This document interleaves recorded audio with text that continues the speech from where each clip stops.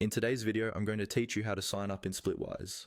Splitwise is a handy tool for tracking shared expenses with friends, family, or roommates, and getting started only takes a couple of minutes. I'll walk you through the exact steps on a computer, but the process is very similar on a phone or tablet as well. First, open your web browser and search for Splitwise. In the search bar, type Splitwise and hit enter.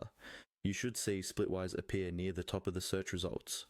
Look for the official Splitwise website, which will usually just say Splitwise and have the correct web address. Click on that result to go to the main Splitwise page. Once the Splitwise homepage loads, look towards the top right corner of the screen for the login option.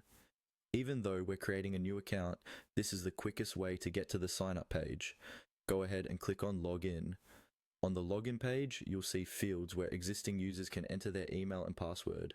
Under or near those fields, there will be a link or button that says Sign Up. This is what you want if you're new to Splitwise. Click on Sign Up to move to the account creation screen. Now you'll be given a choice. You can either sign up by entering your details manually, or you can sign up with Google. If you choose the manual option, you'll typically need to provide a valid email address and create a secure password.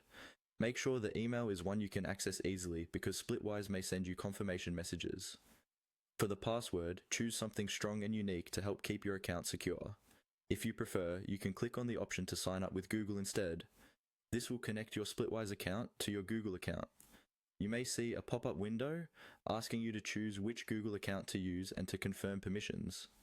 Just follow the prompts and approve the connection if you're comfortable with it.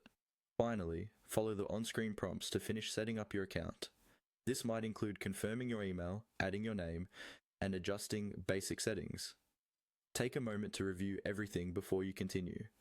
Once you've completed these steps, your new Splitwise account will be ready to use, and you can start adding friends and tracking shared expenses right away.